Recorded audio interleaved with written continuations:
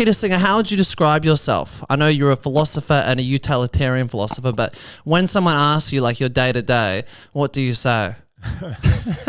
Yeah, I'm a philosopher, or I talk about ethics. I write and research and teach about ethics.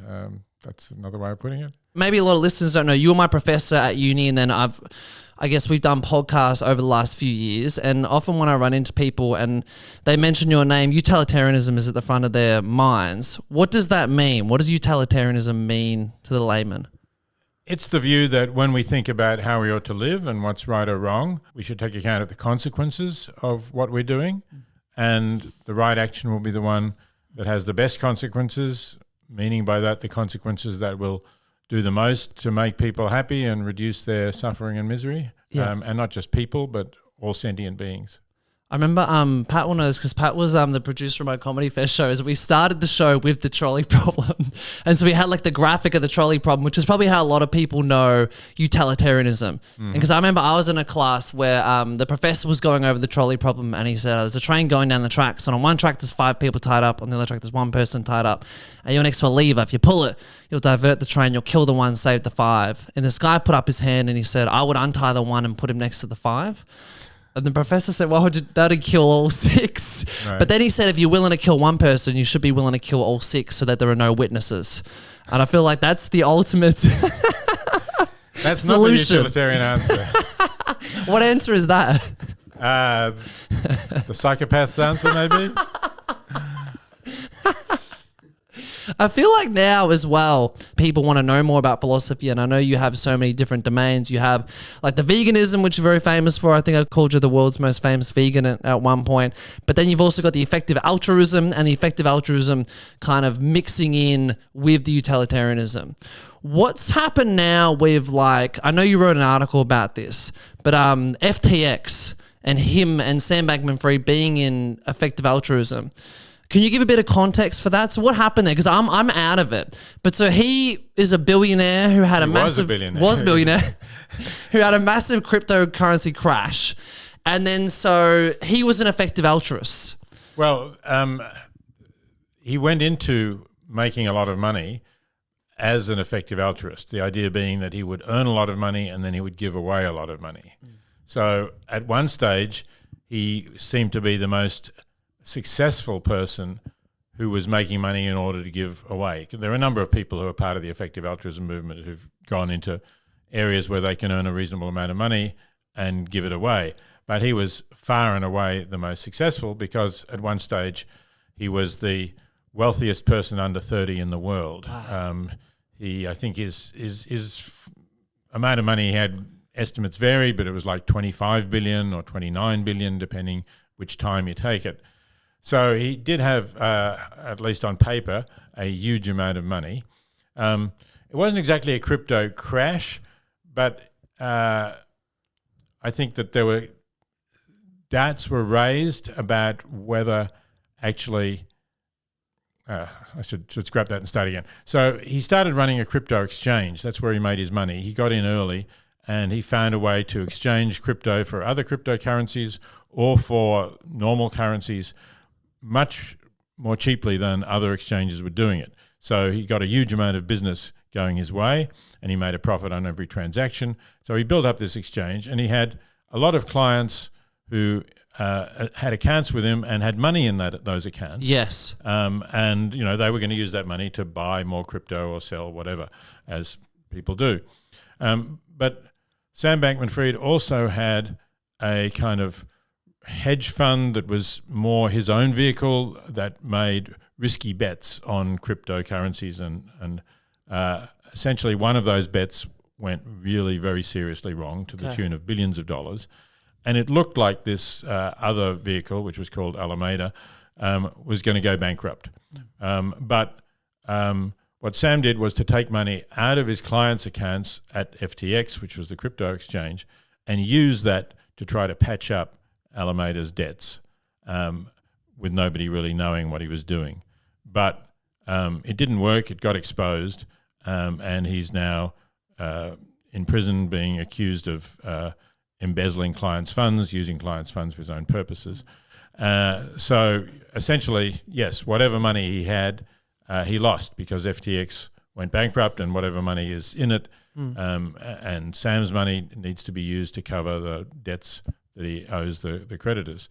So it seemed like he was going to be tremendously successful at earning money and doing good with it. He started making some donations. He gave away, I think, about 150 or maybe $200 million, which is a lot of money for you and me. But if you've got 25 billion, it's actually quite a small percentage of what you've got.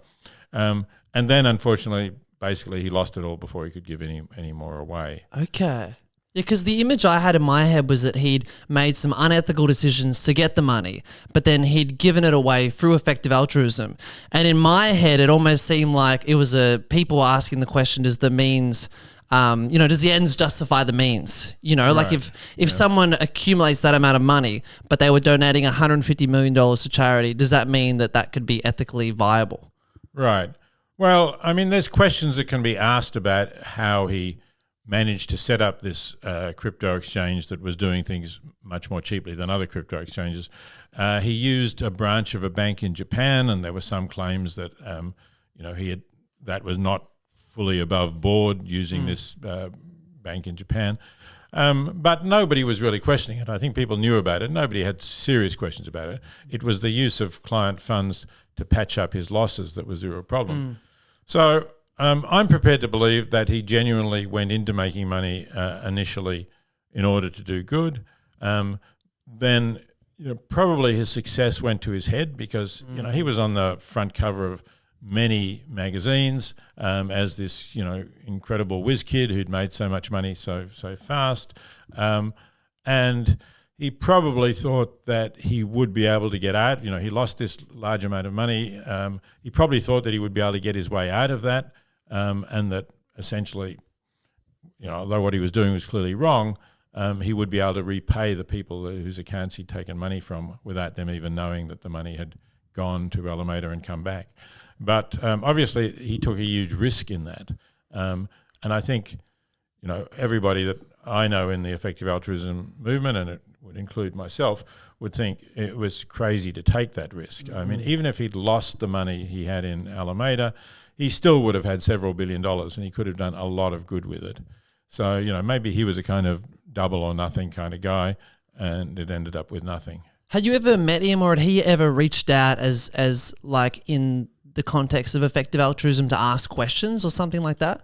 Yeah, I had a couple of contacts with him.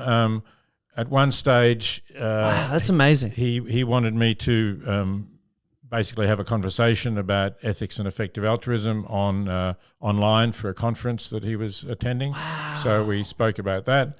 And then just a couple of months actually before things went bad, so in September of last year, 2022, he invited me. He said he was in New York and he invited me and a few others for dinner with himself and his brother, which was a very nice vegan dinner that was served in a Rockefeller Center building.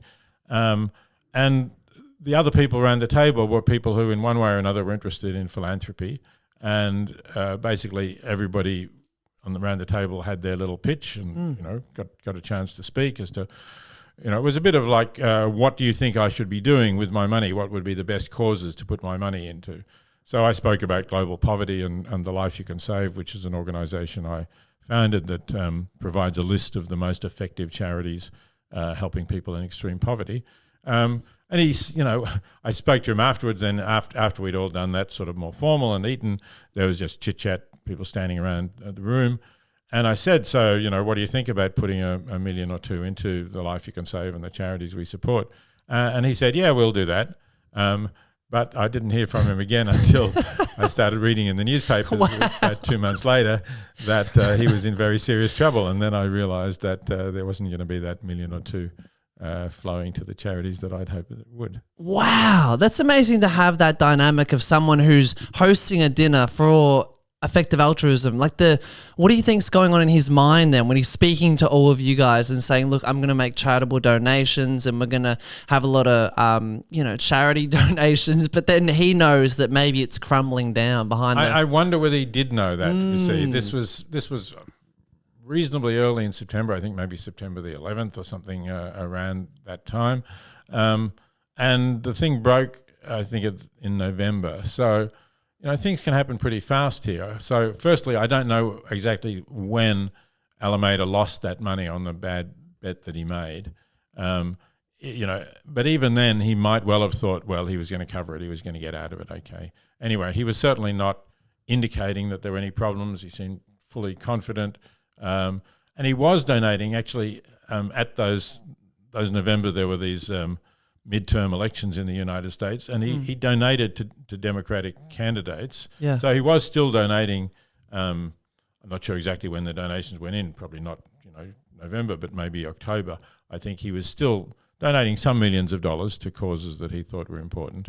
So probably my guess is that at the dinner he didn't really have any serious concerns that everything was going to go bottom up in the way it did. Wow. That's amazing to see the trajectory. Yeah, I think it happened very fast. In real time. Yeah, right. Is that one of the most extraordinary things that you've observed in real time, where you've met someone and they say they might donate to your organization, and then they've been on the front of every newspaper in the world? Yeah, I don't think that's happened to me before. No. Do you worry about that? Like in terms of like your organization, the life you can save, do you worry about if the money is like quote unquote dirty money? Like how can you check for that? Or does money just flood into charities and you don't really know? We know the large donors. Obviously there are thousands of donors, and there are some people who are giving us like $20 a month or something. Yeah. We have no idea, but I don't suppose that's dirty money. We have some donors. We've had a couple of donors who've given us $1 million, and some who've given us hundreds of thousands. But we've got to know them. We've talked to them. We know what they do, and we have, absolutely no reason to think that there was anything wrong with the money that they were earning. So we were happy to receive those donations. Obviously, if we did have some sense that, let's say, this money was being in some way misappropriated from people to whom it was really owed, then we wouldn't take it. What does it feel like to give enormous amounts of money to charity? Because I remember reading that you donated $1 million to a charity. You'd won an award that was $1 million. And instead of doing what I would have done is maybe purchase one jet ski and then given the rest away, you sent the full $1 million to a charitable organization. When you're like pressing the button on the $1 million to transfer it, does it feel scary? Does it feel like this is a great thing, or what does it feel like? There was no $1 million button because I gave it. I divided it up between quite a number of organisations. Okay. I gave about half of it to the organisation that I just mentioned, The Life You Can Save, and I know that organisation well because, as I said, I founded it about 10, 12 years ago, and I know I'm still chair of the board, so I know what it's been doing, and I know that it's doing good work. The other half I gave to organisations that are advocates for animals, particularly organisations opposing factory farming, which I hope we'll talk about in a few minutes, but I think is one of the really great harms going on in the world. And for that, I was pretty careful to get advice from a number of different people and gave it to about 10 different organisations. So, there was no one button, but there was a sense that, I'd given away $1 million.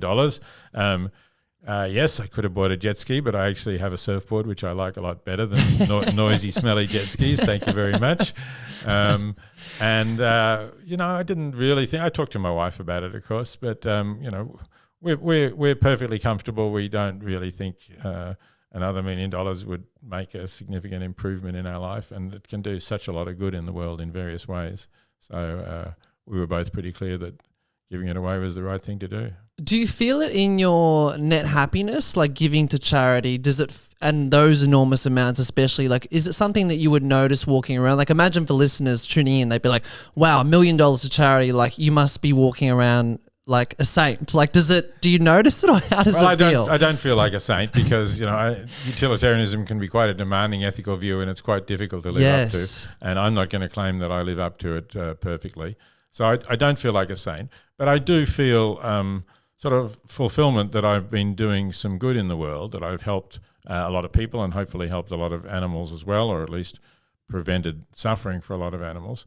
And I think that's really important to my happiness, that I feel that I'm living my life to some purpose. And and not just, no offense, burning around on a jet ski, annoying people on the beach. Because you've always struck me as a very happy person. I feel like, I reckon we first met, it was 2015 or 16. And I guess there's a cliche of, people once they hit a certain age, they get grumpy, and there's that cliche. But you've always had a levity to you and a lightness to your soul. And I wonder, I know you're an atheist, but I've used that word. Where does that come from? Was that natural? Like, did you always have that inclination when you were younger? No, I don't think I was. No, I think I have actually got happier as I got older rather than grumpier. Okay. There's a sense when I was younger that I was wanting things and I was anxious about whether I was going to achieve them, wanting to do things. That passed after a while when I felt that I was doing something worthwhile. So, I've got more relaxed and happier about what I'm doing. I always ask like my parents and grandparents that, like, because in your 20s it feels like you're striving for something, and almost I don't really take account of what I have in a way. I'm always just thinking, I want to get this, I want to do this at the comedy festival, I wonder, does that go away? Like, did you notice in like 40s or 50s or 60s, I don't know, you stop having that hunger? Well, I stopped having that hunger, but I think because I felt, that although there was still a lot more that I could do, I was doing okay as it was. I became a professor at Monash University at 31, which is a pretty early age. That's amazing. So that was good. And I'd already written Animal Liberation by then as well. That Yes. came out when I was 29. So, there were, I think, two important milestones that I felt both. I'd written a book that was already, starting to make a difference in the world. Within a couple of years, people were reading it. People for the Ethical Treatment of Animals was founded by Ingrid Newkirk, who'd read the book and liked it so much that everyone who joined, they gave a free copy to. So it was getting around. They got a lot of new members, and they were growing fast in the 70s. So, hundreds of thousands of people were getting a copy of it and reading it.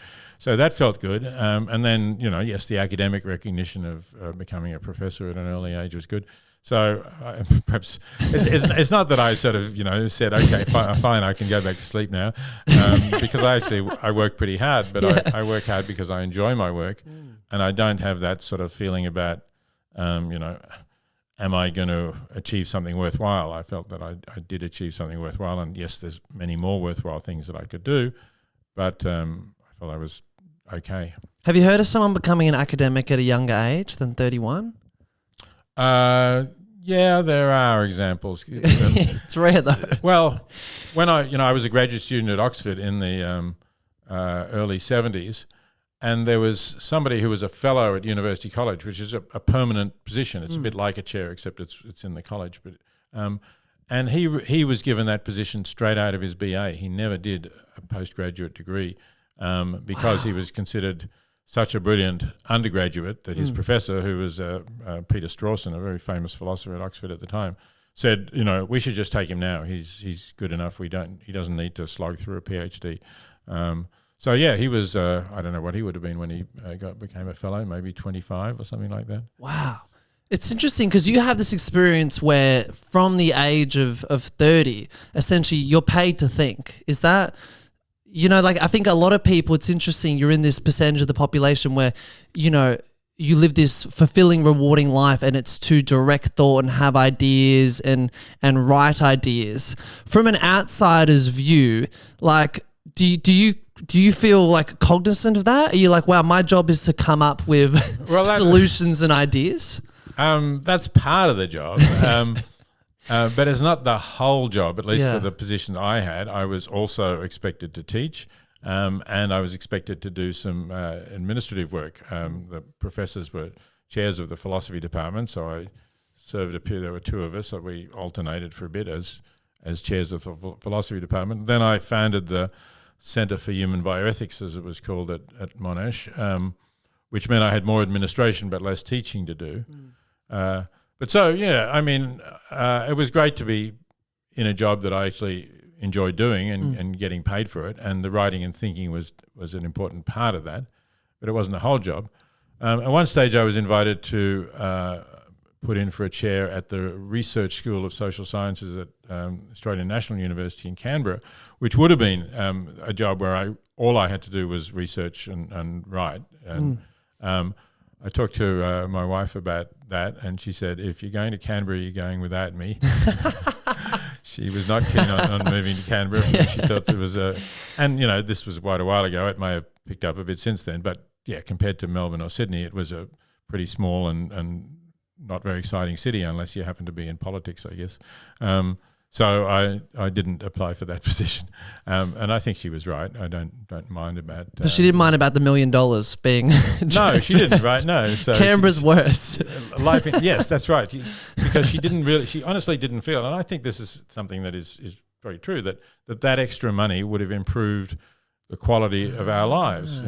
I mean, money can't buy you happiness or love, as the song goes.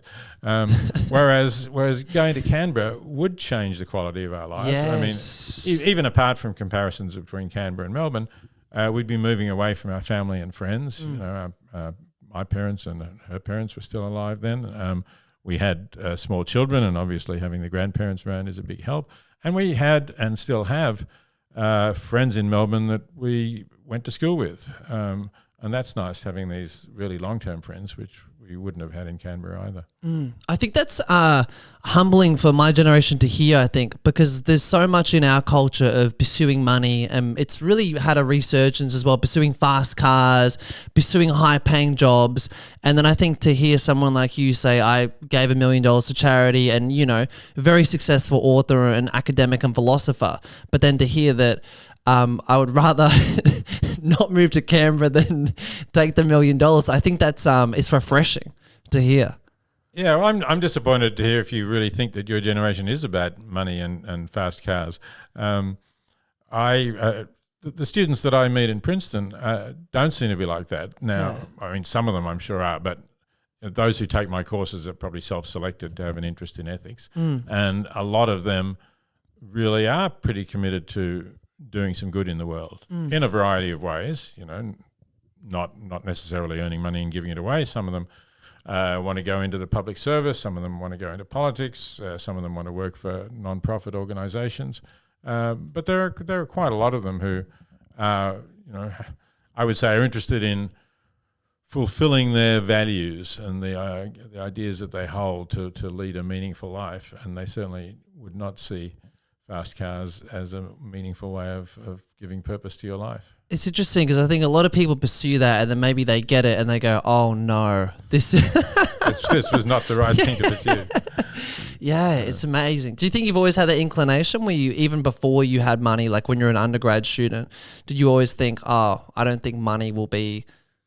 No, I don't really. No, I mean, so I didn't just go straight into philosophy from high school. I started doing a combined arts law degree, and I thought that I would be a lawyer until eventually I finished the arts degree and I got offered a scholarship to do a master's. And at that stage, I was still unsure about completing the law degree, so I went over to the law school and said, can I postpone this for a couple of years while I do the master's? And they said, sure, you can always come back. So that made the choice easy, but I never did come back. So no, as an undergraduate in my early years, I thought I would be a lawyer. And I guess the next question is, what kind of lawyer did I think I would be? I wasn't particularly wanting to go into corporate law or an area like that where I would earn a lot of money, but perhaps I had some ideas about defending the innocent, taking on bad corporations of that sort. Yeah. But I probably wasn't really very clear at that stage in where I was going to end up.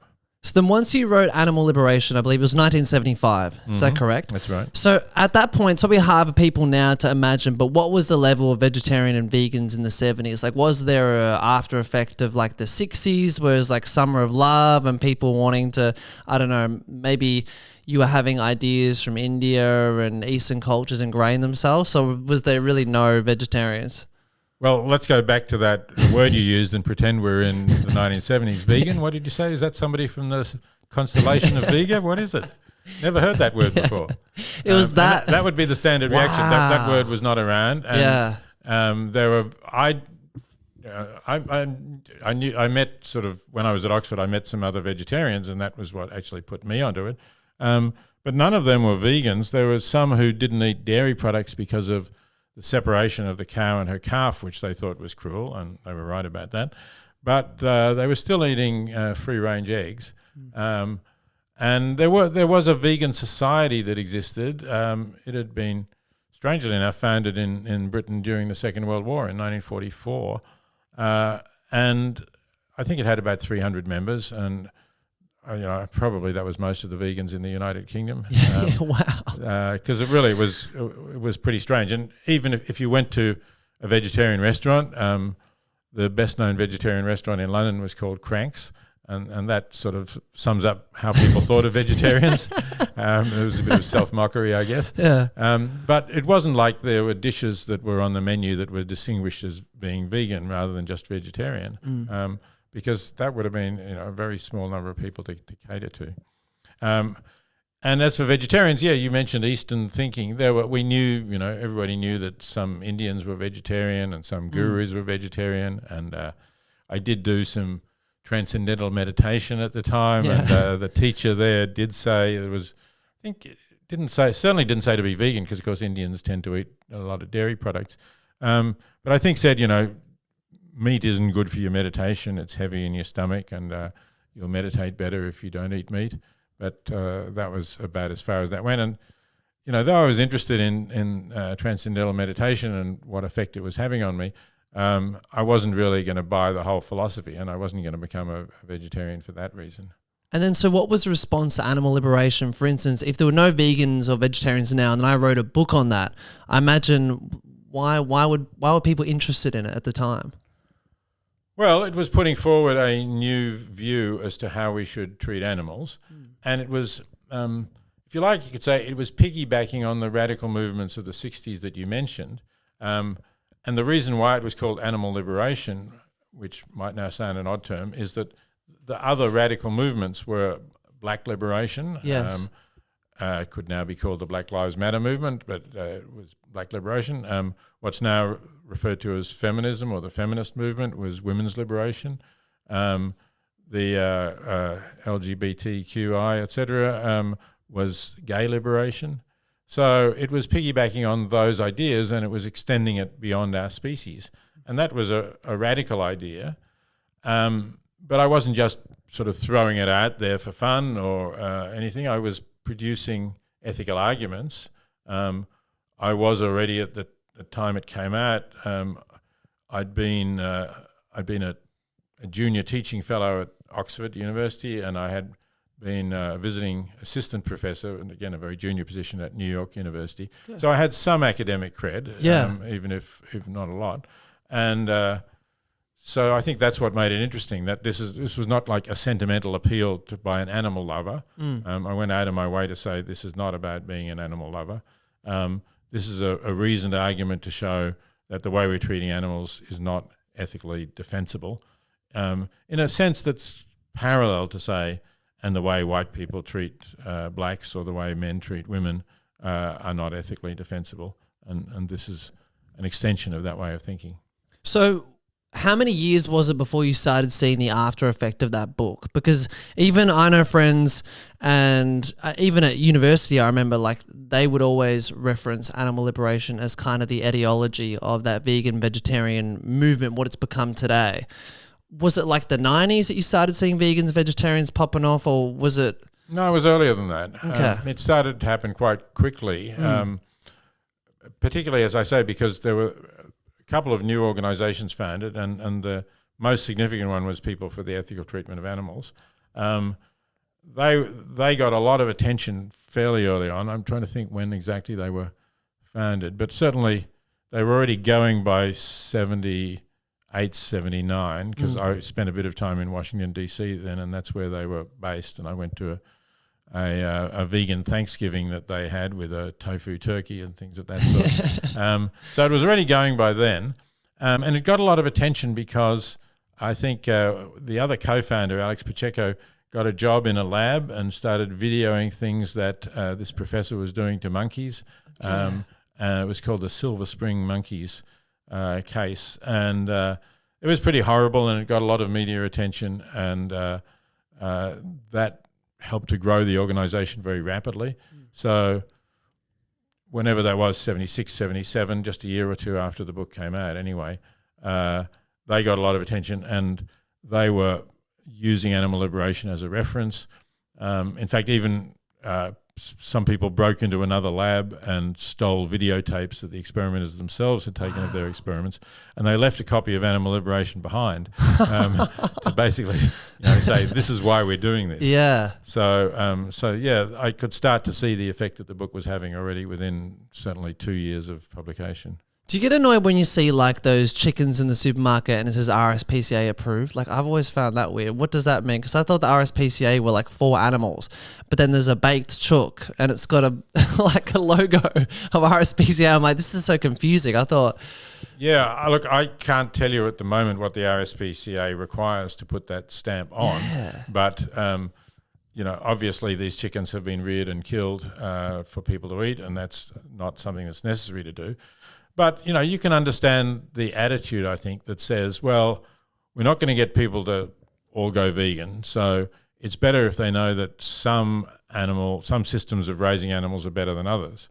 So if we're talking about chickens, the question is, were those chickens all their lives crowded into a shed with thousands of other chickens, or were they genuinely free-range chickens?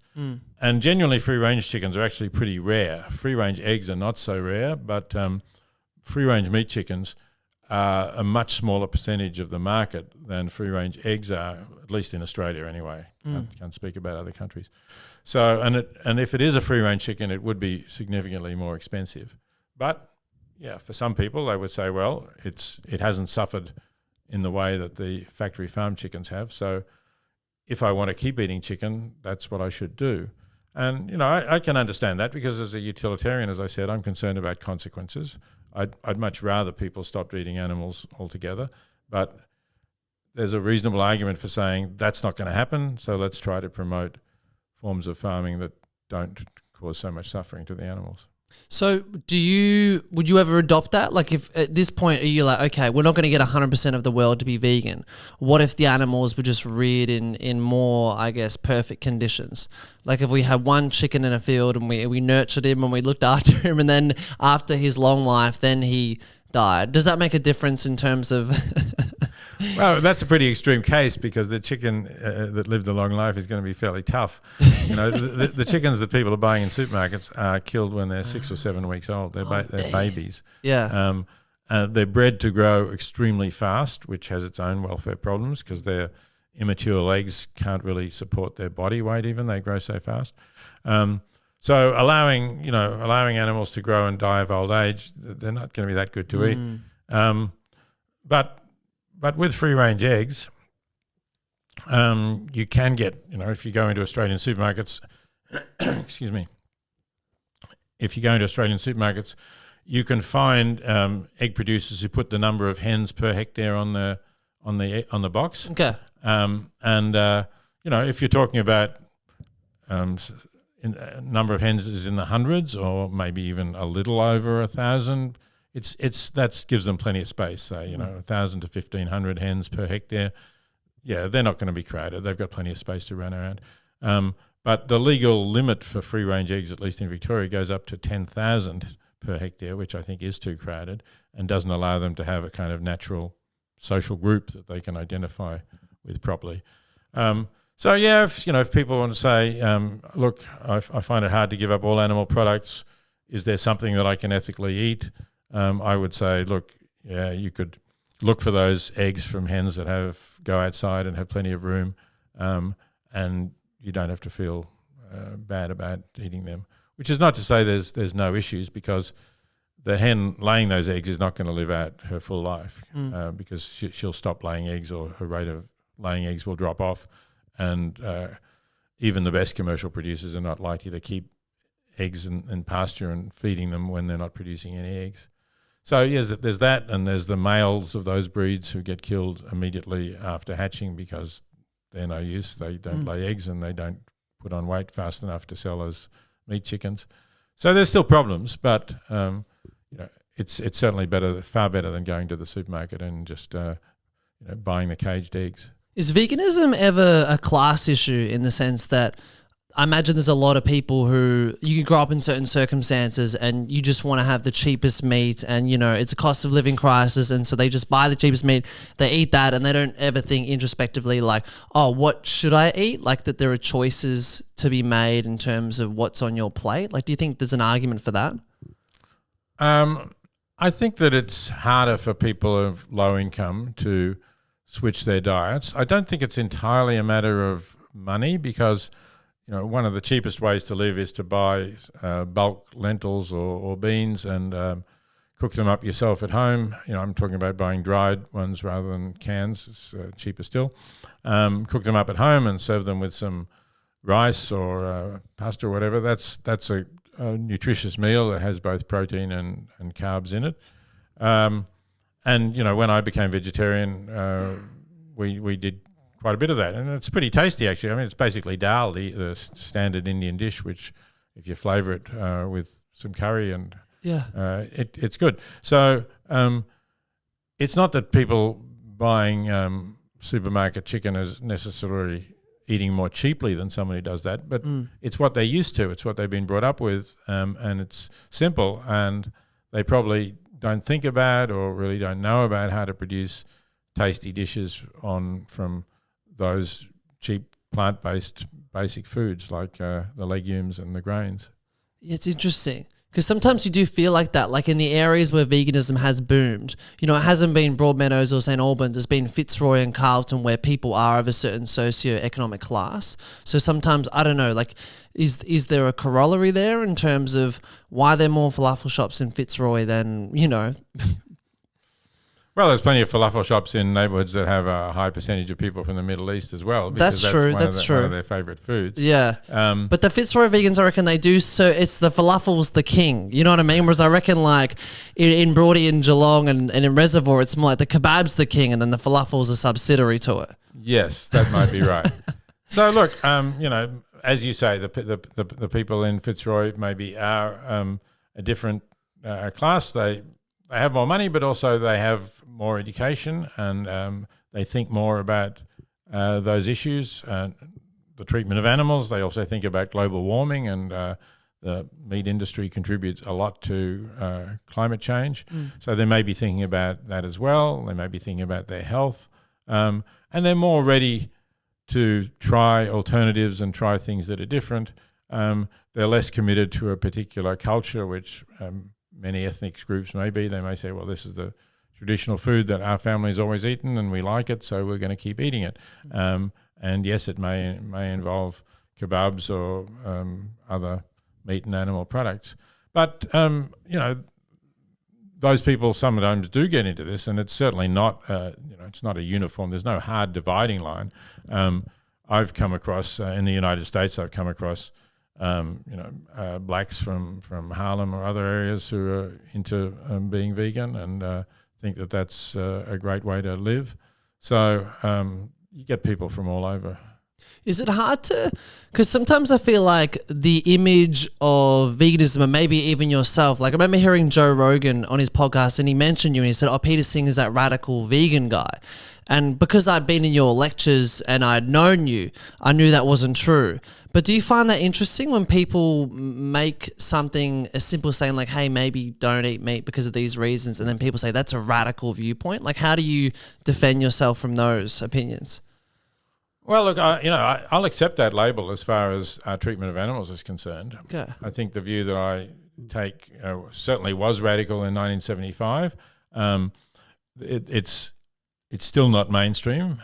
There's a larger group of people who support it and follow it, but it's still a radical change from centuries and millennia, if you like, of tradition of what we're eating. Yeah. And a change to what we eat is quite fundamental, because eating is not only the way we nourish ourselves, it's also a social act that we do with others, and we have various rituals and traditions that go along with it. So, Americans traditionally have a turkey at Thanksgiving, and if you're saying to them, well, take the turkey away or have a tofu turkey or something else. That wouldn't go down well. Yeah, it may not go down well. So yeah, I don't mind it being seen as radical in that particular respect. Yeah. but it's a change that needs to happen, I believe. Yeah, it's so interesting how culturally embedded food is, because, I mean, you've seen that culture change in terms of over your lifetime. It's gone from no vegans to, isn't it like 1 million vegans in the UK? That's huge. Yeah, 1.3 is the figure that I've seen most recently. Yeah, monumental. It's more than 1 million people who decided to stop eating meat. Do you see it as continually growing, or do you see it now as plateauing? Like, what's your feel with the culture of food? I think it's growing, but I could be accused of wishful thinking. I'm not really sure. There's a lot of surveys done, and they go up and down quite a bit. And I think they go up and down quite a bit partly because of the way the question is asked and how being vegan or vegetarian is defined.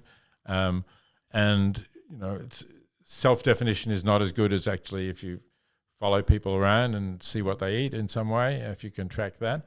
So it's hard to know exactly what the statistics are. But I do think it's really important that we reduce our consumption of animal products, both for the animals and, as I said, for climate change. And the most recent piece that I wrote, in fact, was published on Earth Day, so April 20th, in the New York Times, which was about climate change rather than about, I talked about factory farming briefly and the suffering of animals, but the editors wanted something on climate change to go with Earth Day.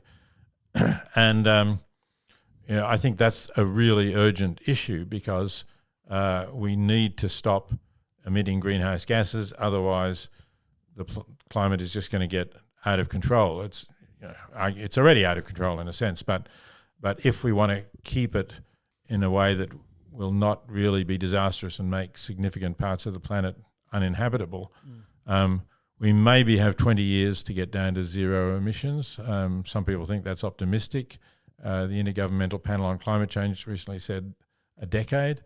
So the fastest way to reduce greenhouse gas emissions is to actually stop eating particularly red meat and dairy. So ruminant animals, which is cattle and sheep, produce the most amount of methane. And we could cut that easily. It's not like, with having a solar-powered grid where there's there are technical issues, there are worries about are we going to have enough backup power, what happens, will things go wrong, will people be without power? There's no problem about not having beef, lamb and dairy.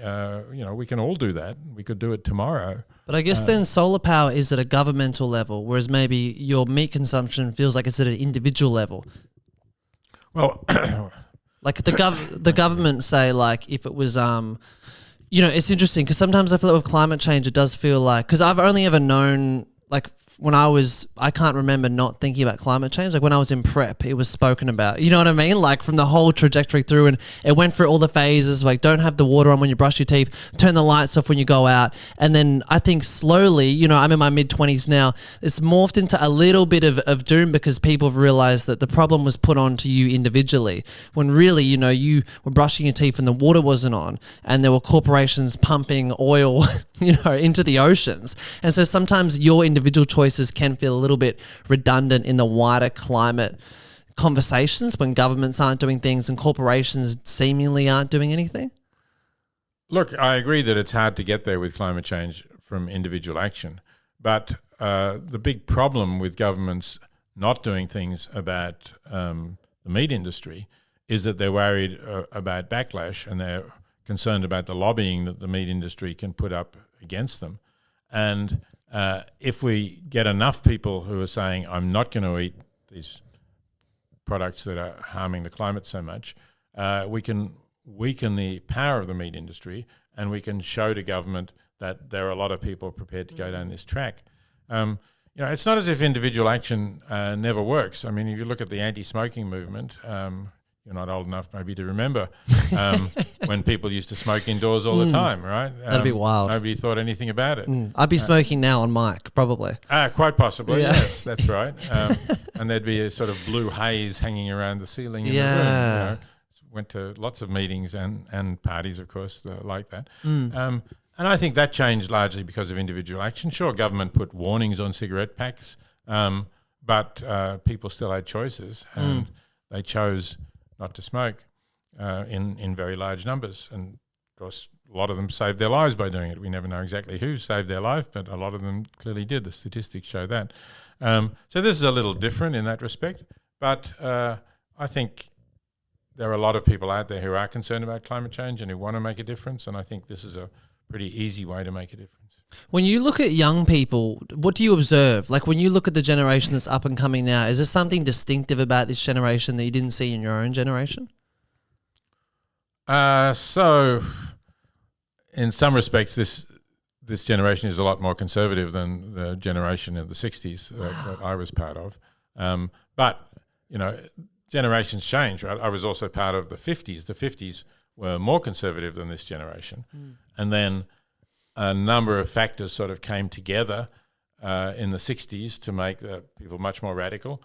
Politically, and especially in Australia and the US, that was the Vietnam War and the fact that there was conscription. You could get drafted to go and fight in a war that you didn't believe ought to be being fought at all. So that radicalized a lot of people. There was also sort of civil rights movement going on in the United States and the South, and that spread here too. So the first sort of kind of civil rights for our Indigenous people was going on. But then there was also the whole sort of, drug scene, which was completely new, marijuana, nobody in the 50s, you wouldn't know anybody who was smoking marijuana. In the 60s, suddenly it was all around. And the psychedelics. And LSD, what is it? Tune on, tune in, turn out, whatever, drop out, all of that sort of stuff. And there were people doing that. And did you ever have psychedelics before you got into philosophy? Like, was that a gateway from studying law to doing? No, not before I got into philosophy. No, I did take them when I was in philosophy. Okay, what was that like? Did it change your? I suppose, it gave me a sense of alternative ways of looking at reality, which for a while was really interesting. But then I realized that, it wasn't enough to make me completely relativist, because after all, there are still things that are part of reality. And if you take LSD and you think you can fly and you jump out of the window of the tall building, you're not going to be able to fly. And the reality that the people who are not taking LSD could have predicted is going to be what happens to you. So, it isn't, it makes things look differently. It creates ambiguities. To some extent, around that time I read R.D. Laing's book, The Divided Self, about schizophrenia. To some extent, it gave me more of a sense of what it might be like to live with schizophrenia. Okay. But no, it didn't really, in the end, it didn't change my views in a fundamental way. Because that's like the ideology of Sam Harris, like the philosopher, where he says that he had LSD at uni and then it pushed him into becoming a philosopher or an author or a thinker. So I'm interested, if you being as prolific as you are, maybe if psychedelics was in your trajectory, but it sounds like it was just the same as, I don't know, a cigarette or something. No, it was more than a cigarette. I had a couple of those too, but they didn't do anything for me really. No, it was more interesting than that. It was something to think about. It was something that was quite difficult to communicate in words, what the experience was like when you came down from the trip. But it, for some time I thought, after my first experience like that, for some time, I thought I am looking at the world differently. I will look at the world differently. But after a while, that faded, and those insights didn't really stay. I suppose I thought I understood some forms of religious experience a bit better after that as well, but not in a sense that made me believe in those religions. And obviously, Sam Harris could have said the same, right? Whatever he took didn't make him think that there is a kind of God or gods out there that's behind the drugs. Well, that's communicating with us through the drugs. So. Does my generation feel comparable in the sense that I get the feeling from older generations that my generation feels like we whinge a lot? Like people are talking about housing crisis, rental crisis, seemingly on the precipice of a recession. And I agree with you in a way that there are a lot of people who are conservative in my generation. It almost seems like I think a lot of people look at it as it's like my generation is woke, but I think it almost cuts down the line is that there are quite a lot of conservative people and there may be people who are far left. But what sense do you get from that? Like, do you see my generation as like whingers? Or Well, I think that they do sometimes lack a sense of what are the really big issues in the world, right? Because as we've been talking about, we do face this very serious issue of climate change. We also face questions of peace and war that are going on right now. Obviously, Russia's invasion of Ukraine, but also, what's happening in parts of Africa, the war in Tigray with Ethiopia and the province of Tigray and Eritrean troops has also apparently killed very large numbers of people. And Yemen, of course, is another conflict. So I think, a lot of people are really who are well off. They're in affluent countries in Australia and they get very troubled by insults or things that they react to in a very sensitive way. And I'm not saying that these things are good. They're certainly not. They should be stopped. But they're not the really important issues that we should be focusing on at the moment. Yeah, that's interesting. I kind of agree with that. Where it's like often, especially being a comedian, everyone always says that like, oh, are you gonna get cancelled, or is this gonna happen, or you can't say anything anymore, and it's often based on semantic things happening within the culture. But then above that is like war, global catastrophe, global warming, but those issues get forgotten about because I think in the papers, they're arguing about whether drag queens should be doing readings in libraries, and it seems like sometimes it's a distraction, it's like, how is this getting more airtime than these other issues? Animal Liberation Now, so it's being republished, is that correct, by Penguin? No, we're not describing it as being republished. Okay. We're describing it as a new book. Oh, wow. Okay. Because, yes, there was Animal Liberation. It came out in 1975. Yeah. And I did update it in 1990. But that's 33 years ago. Yes. And so much has changed. For example, the two longest chapters in the book are about factory farming and about the use of animals in labs and for research. And all of that has been really changed because clearly you can't just say, well, these are the experiments people did in the 1980s, so you should think about whether we should stop these experiments. People want to say, well, what's happening now, right? So there's a whole lot of new material gone into the book in those factual chapters. Also, there is discussion of climate change because I'm talking about changing your diet, and to talk about that without talking about climate change would leave a big hole. Yeah. And then a lot of people ask me, so what has changed? As you asked me too, what has changed since 1975? Have we made progress? Are we getting somewhere? So I wanted to talk about that. I wanted to talk about countries that really weren't very much on my radar in 1975, like China, because China's didn't produce very much meat or consume very much meat because it was still a relatively poor country. And it didn't do much research on animals either. Now it's big in both those areas. So there's it's not that the book is 100% new. That would be false. A lot of the philosophical argument is still there, although some of it is broadened and extended in various ways.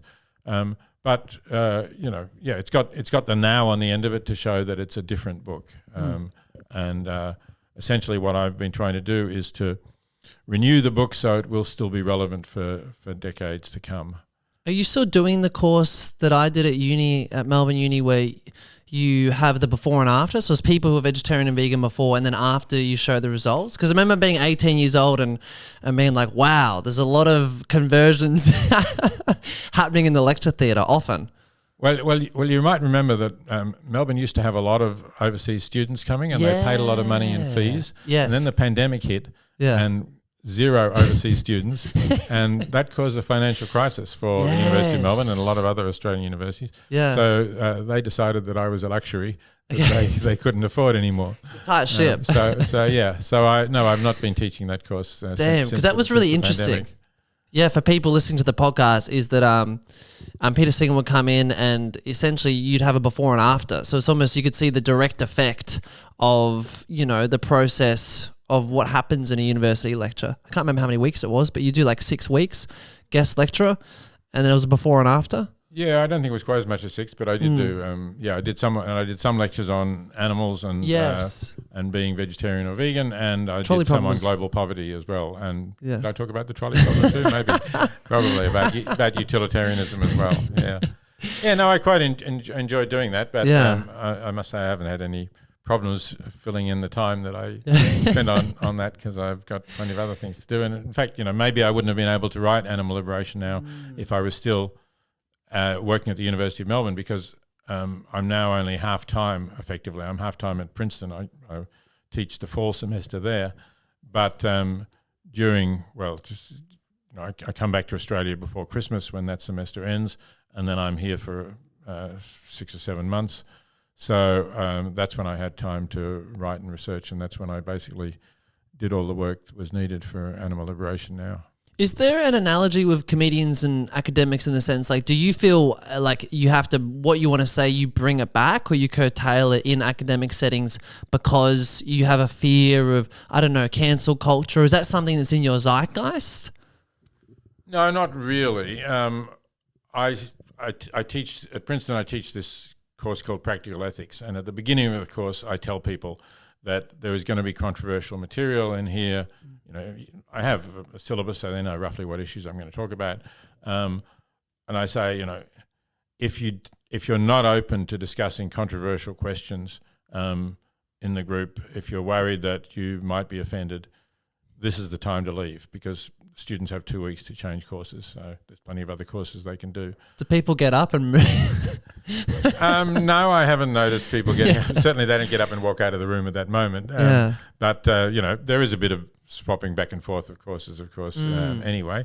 So, no, after that, I've not really had any problem. Actually, the only time when people have got up and walked out of the room was when I was talking, and I think maybe I showed a bit of video about the treatment of animals in factory farms. Okay. And a couple of people could not take that, and I don't blame them for, they just didn't, it was just painful for them to see animals being treated like that, or to hear about it. So, they left, but they weren't dropping out of the course, and they weren't personally offended, I suppose, if they just didn't want to see it. It seems like, because again, you've grown up in a university essentially, right? Like from 30 to now. So imagine you've just seen how it's changed in the sense that I was watching a video and it was all these university students discussing the Vietnam War. And I was like, wow, this would never happen now. Like the exchanges, and I don't know, there wasn't really a fence in the air. There was just open discussion between conservatives and progressives, which doesn't seem like it happens so much on academic settings. Like when I was an undergrad, there was a feeling of fear in the room, even like social isolation. You didn't want to say something in case maybe then you didn't get invited to, I don't know, the Melbourne Uni Soccer Club drinks or something. You know what I mean? It's so you curtail certain things. Yeah. I think my sense is that people can still have those discussions. I agree that perhaps they don't happen as much because people are more polarized, and they say, I don't want to talk to people who disagree with me, but for example, in my classes at Princeton, I've been bringing in a very conservative philosopher who thinks that abortion is wrong, who thinks that the fetus from conception on has a right to life, and it's wrong for a woman to have an abortion. Now, obviously, there's a lot of people in the class who disagree with that. I would say the majority of people in the class disagree with it, but we have a civil discussion. He and I have a discussion because I disagree with his view, and people from the class ask questions, but generally it's pretty civil. Wow. And I'm also a member of actually I'm like the faculty representative on a student group called the Human Values Forum, which invites speakers each week over a dinner. And again, we have pretty free discussions, and nobody gets up and walks out. That's great. Yeah, that's amazing. I've thought that person coming onto campus would be on a police guard if they have, No, it's really not an issue. Yeah. I mean, maybe it's overblown. I think that's sometimes because I saw it a little bit, but then the way some media reports it is if like you can't walk onto a campus when in reality you can. We had a Liberal politician come to the university once, and like the Socialist Alternative blockaded the lecture theatre, so we couldn't walk in.